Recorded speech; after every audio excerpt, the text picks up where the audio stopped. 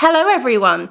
I have been in the studio for just over a year now, so I thought we would sit down and talk about the positives of the studio, the negatives of the studio. I'd give you a tour of the studio so you could see what's changed in the space of a year, or if you haven't yet seen the studio, you'll get a little glimpse of what the studio looks like.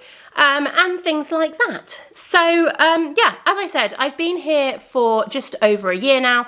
I've officially picked up the keys in April 2024, but I didn't actually move in physically until the beginning of May 2024, just because of how the school holidays fell, basically. It didn't work out timings wise. So yeah, just over a year now. And on the whole, it has been an absolutely positive experience. There are, of course, a few challenges that I've encountered along the way, particularly a couple that I hadn't necessarily kind of expected, which I will talk about. But on the whole, it has been massively positive. I had a few teething issues with getting a studio in the first place. You may have heard the story before, but I had been looking at another place which was bigger. It was actually an old escape rooms place. So they had like all the different rooms for the escape rooms and things like that. But the people who owned it had to do quite a lot of work to it, but they didn't do the work that I needed done. And I'd talked through it with like the lettings agents. I'd given them a list of like, these are the things that I need to make it tenable for me. And it was all supposed to be going smoothly. It was all supposed to be going fine. We were almost at the point of signing contracts. And I'd already picked up stainless steel tables and a second oven, which Jude of Stranded Dye Works was very kind enough to sell to me when he closed down his business. And they were living in my next door neighbour's garage because as far as we were concerned, this was supposed to be smooth sailing.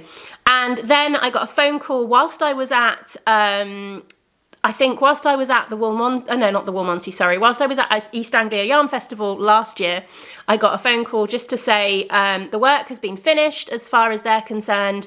I think you better come and see it.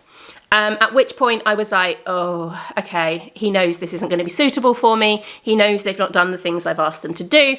And lo and behold, that was the case. We went and saw it on the Tuesday. And they hadn't done half the things that I needed them to do. They had done a lot of things I didn't need them to do and hadn't requested for them to do that I was happy to do myself.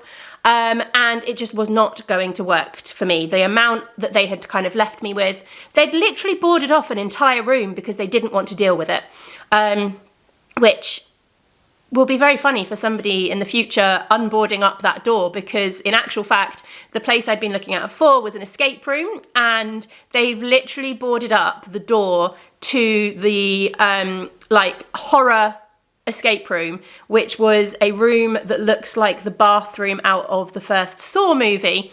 And I suspect they've done nothing to it. I suspect they've just boarded up that door. So in the future, someone will come and unboard that door and discover this like horror scene. Anyway, so it all turned out to be a bit of a disaster. Of course, I panicked because I had a whole load of stuff sitting in next door's garage. We looked very quickly back on the letting agent's site at what was available, and we stumbled across this place that had only been available for a little while, and it looked pretty good. The pictures were a little bit hard to tell size-wise and things like that, but it is just around the corner from where I live. It's on the same industrial estate as my delivery office. And we immediately came and looked at it. And within 2 weeks, I had the keys. So this place was meant to be. And it is so much better than the other place. As I said, there are a lot of positives with this place and a lot of positives with having a studio in general. So let's go into those before I ramble endlessly. Space is obviously a massive positive. Before I got the studio, I was working from home. I was working in our converted garage and I was dyeing in our utility room. Now, that worked quite well. It wasn't too bad, but I was getting to the stage where capacity was just getting more than I had space for, particularly around Advent season and things like that. We also got the cats, which I love, but it meant that I could no longer put my airers in the lounge to let the yarn dry, because the cats love yarn. So I had to keep the airers for yarn drying in the office with me, which of course limited space even more, and I was having to shut the door to the office all the time. So it really wasn't working particularly well. But obviously we moved to the studio, and I now have a lot more space. So I will give you a tour of the studio in a little bit, but basically I have a big room, which is the one we are in now, which has a little toilet, which is behind me, and a little kitchenette as well, and then it's just basically a big room, and this is what I use as my office room, basically my kind of day-to-day working. My stock is obviously stored in here, I pack orders in here, I skein yarn in here. This is my working room basically, and then through to the other side of the studio I have kind of two rooms, although they are separated by glass walls as opposed to fixed walls. And one of those rooms is my actual dye room, because that is the room with a window in it, so I've got good ventilation. And then the other room is where I store all my undyed yarn and where I have my heated airers and things like that. And then I have a little storage room right at the back, which is perfect for kind of storing my grid walls and all of my show kind of stuff. So yeah, space-wise, this works perfectly. I have not at any point in the last year thought, oh, I need a bigger space. This has worked really, really nicely for me. It's also meant that I've been able to increase my capacity because I have space for 2 ovens, whereas in my utility room, I only had space for 1 oven. I also have space for more airers because that was an issue. Like, you think about like capacity in terms of the amount of yarn you can dye, but there's also capacity in terms of the amount of yarn you can dry, because yarn dries slower than it dyes, if that makes sense. So although I could have a big full dye day, full capacity kind of dye up however much yarn I'm capable of, that yarn can sometimes take 2 days to fully dry, and then your airers are full and you're stuck. So yeah, I've definitely been able to increase my capacity here, and that's been brilliant because obviously that means I can get more yarn to you. My pre-orders can be bigger. I don't need to put as many limits on the numbers of things that I do. So yeah, that has been fantastic. It's also been really nice having that separation between work and home, because obviously before I was very much, everything was at home. So it was very easy if I got a message from somebody in an evening saying, oh, I'd like this. It's very easy to just go, okay, I'll just go and do that now, even though it's actually the evening, and that's kind of work is then creeping into my home life. The same at the weekends. Like, it was very easy to just think to myself, oh, I've got that little pile of skeining. I've got an hour now, I'll sit and do it, which was fine. But at the same time, again, it's that work life creeping into your home life kind of thing. And I've now got a full separation from that, which has been very, very nice. I feel like it's also kind of reignited my love of knitting and things, because I feel like my crafting at home feels that much more separate to my work with yarn at the studio, if that makes sense. But so that again is a really, really good positive. I also think I'm more productive at the studio. When I was at home, it was very easy to get distracted by, oh, this laundry just needs putting away, or, you know, like, I need to get dinner on, or I could just put this in the slow cooker, and things like that, or I'll just get that wash on, you know, that kind of thing. I'll just tidy up the kids' bedrooms, you know. It was very easy to get distracted by other things like that. Whereas obviously when I'm at the studio, I am at the studio. So my work days are much more productive because I have less distractions, I guess, around me than I do when I was working in my kind of home environment, if that makes sense. The other thing that has been really, really positive, I think, is that I feel like the studio is helping me build a community. I've hosted a couple of craft days at the studio. The next one is coming up on June 22nd, where people come to the studio and we sit and knit and chat, and there's tea and there's coffee and there's cake. And it's been lovely to be able to host that and kind of get to know people better. A lot of the people that have come, well, some of the people that have come I have known from local shows and things like that, or I know online, they're viewers of the podcast, or we've interacted on Discord or Instagram, or things like that. And I've met them maybe a few times at shows and things, but it's a much more kind of, it's much nicer to be able to kind of sit down with you and craft and chat for an afternoon or a morning and get to know people better. And that has been really, really nice. And I'm definitely hoping to continue that for certain, because I absolutely love that. So yeah, the next one is on June 22nd, and I can't wait. I can't wait to do it. I'm hoping to kind of build them up kind of semi-regularly and things like that. I'm also hoping to maybe pick up a few more people from the local community as well, and kind of build myself within the local community, because a lot of my customers are not local. I have a few kind of Dundee-based customers, but most of them are the rest of the UK or beyond. So building up that kind of local community would be really nice to do as well. So yeah, the last positive I've got written on my list is, I think I've already mentioned, is the fact that the studio is on the same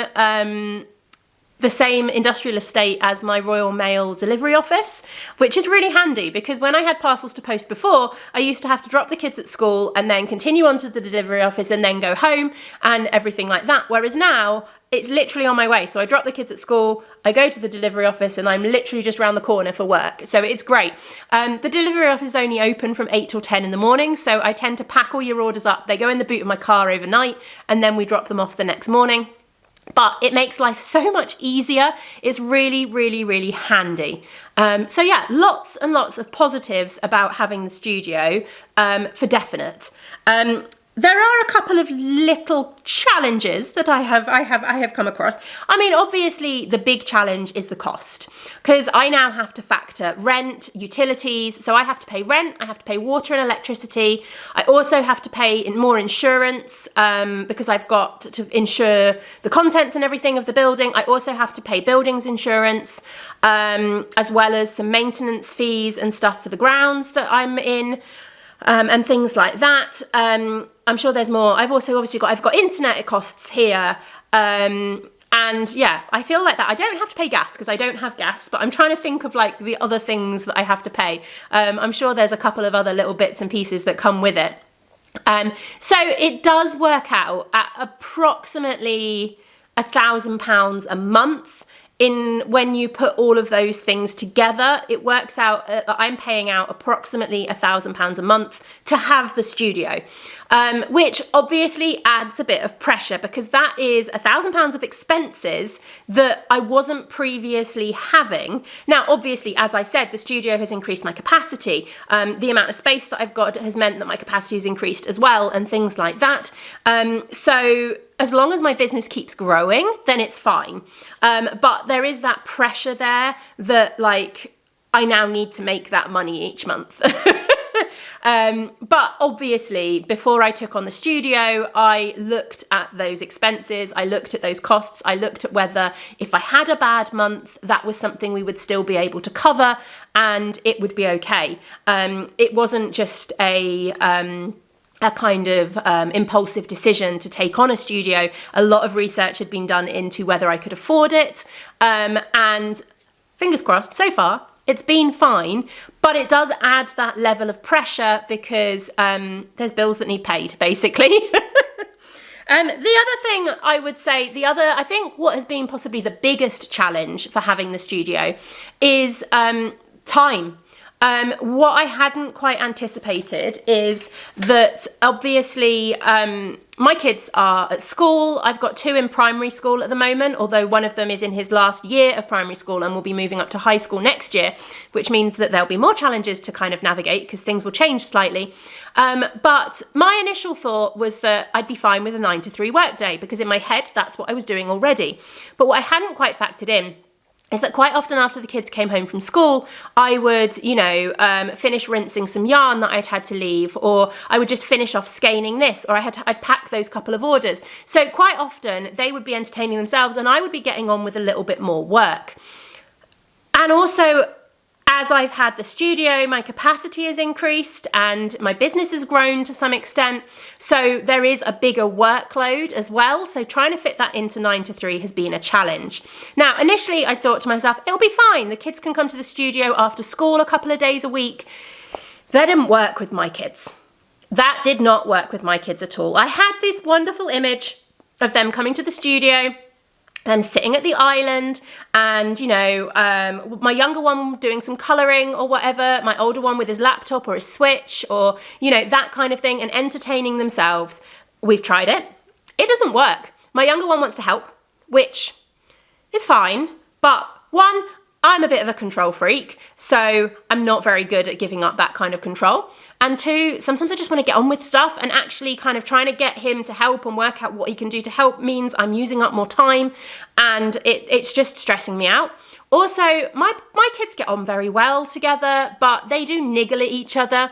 And especially after a long day at school, if they're both trying to watch something on the laptop, or, you know, they just niggled. They just niggled at each other, and it was irritating and it was annoying, and I couldn't concentrate and I couldn't focus, and it was stressful.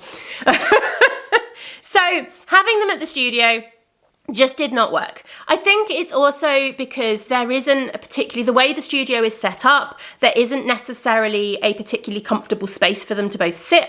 This is the only comfy chair I have at the studio, so they would fight over who gets to sit in the comfy chair. And there isn't particularly anywhere, like they could sit up at the island, but you know, I don't have a sofa and things like that in here. So I think that it just doesn't work. It just didn't work. So I now have them going into after school club twice a week, which gives me 2 long days. So I get to work until kind of 5-ish, which has helped a lot, and it has made a big difference. But again, that's more expense because I'm now paying childcare that I wasn't paying when I didn't have the studio beforehand. So yeah, it all balances out. The increased capacity helps cover that kind of thing because obviously I'm able to produce more yarn, and hopefully people are buying more yarn and things like that. But it's definitely added some extra costs in that respect and things. And I don't know kind of how it's going to go next year once my eldest is in high school. I suspect my youngest will keep going to after school club on that 2 days a week, and I'm going to suggest to my eldest that he cycles from high school to the studio after school, because I don't feel comfortable with a 12-year-old in the house on his own. I don't feel comfortable with him going home on his own at that point. But one child at the studio is easier to manage than 2 children, and I think that's the difference. So I think he will be quite happy to just bring his laptop and play whatever he's playing, Roblox or whatever it is at the moment, or even maybe do some homework. Once he gets to high school, there'll be more homework. So actually, we could make those studio days where he comes to the studio after school like his homework days, and he sits and he gets his homework done. I don't quite know how it's going to work, but we will navigate that come August, I guess. So yeah, that is how things are and have been at the studio so far. Shall we have a little tour now?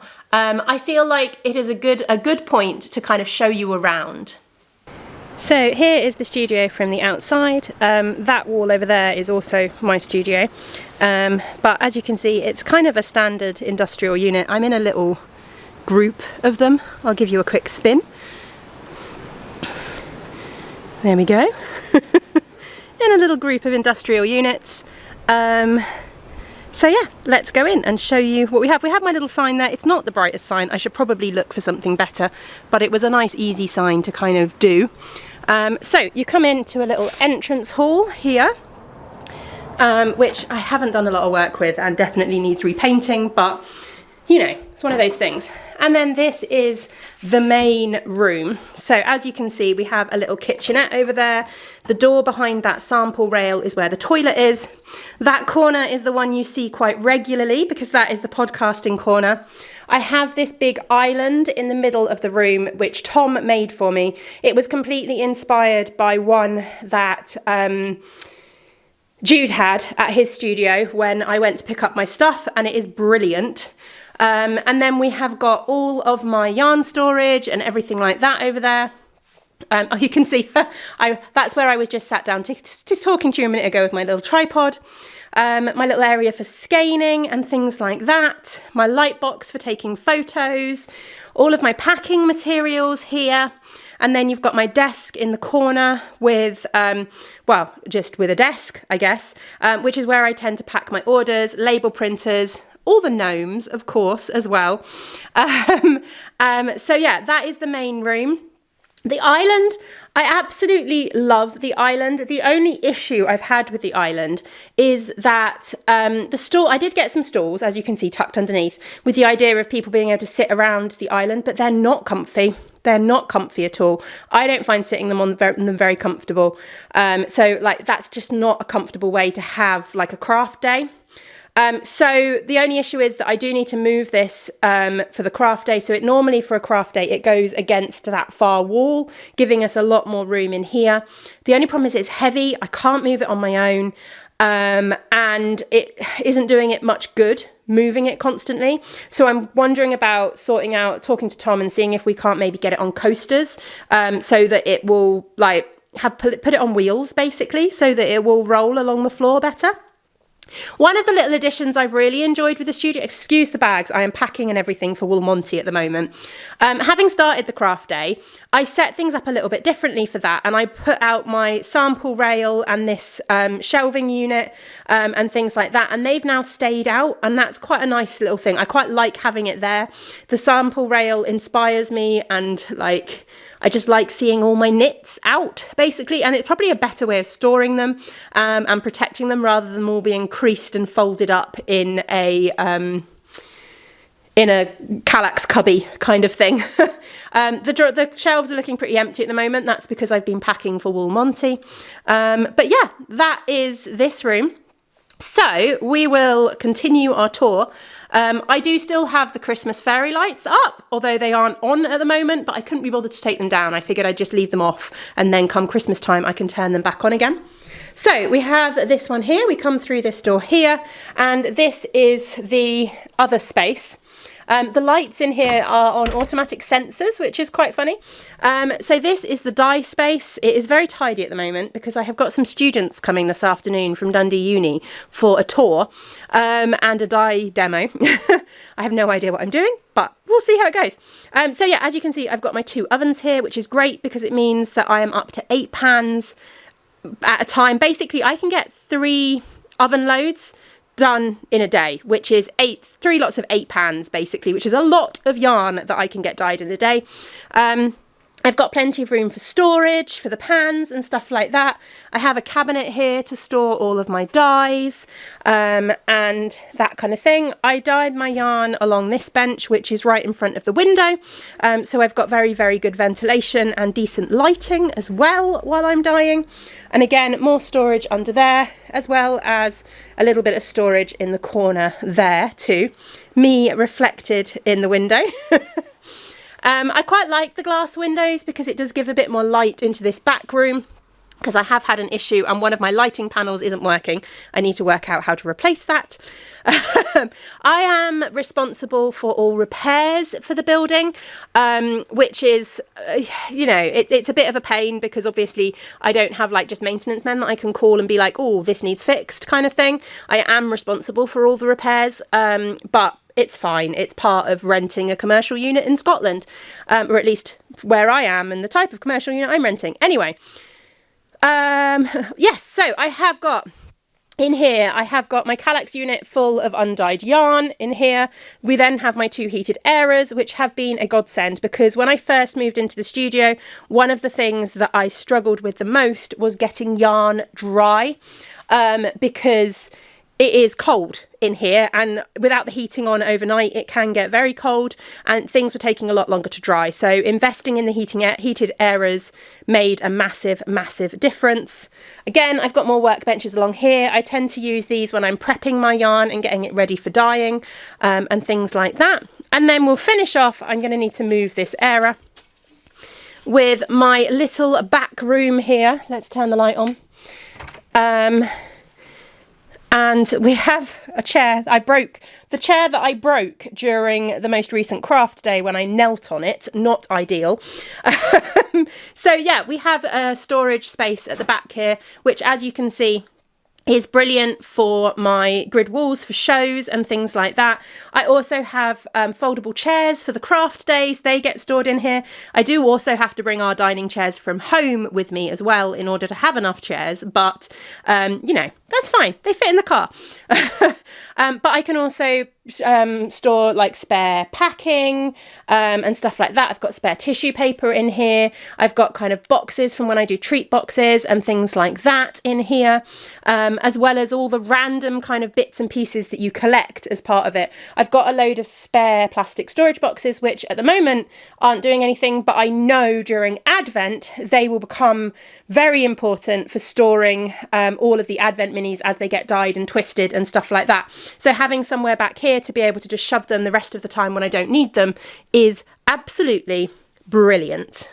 So there we go. That is the studio a year on from when I first got it. It's definitely a lot more lived in, I think. It's a fairly messy at the moment. Well, I say that. It's a little bit messy at the moment because I'm packing for Monty, but I have given it a hoover and a tidy up and stuff because I've got these students coming this afternoon. But yeah, that is it. That is the studio. I definitely need to do something with this wall. This wall is so boring and bland, and yeah, I feel like I need to put some things on that wall, I think. Anyway, yeah. There we go, the studio a year on. I hope you enjoyed the tour. I hope you enjoyed hearing about the positives and negatives of having a studio space, I guess, because I feel like those are kind of universal positives and negatives to some extent. Maybe not if you don't have children, but, you know, generally that is kind of what I have found the experience for me has been, I guess. But yeah, thank you very much for watching, and I will see you in another video soon. Bye.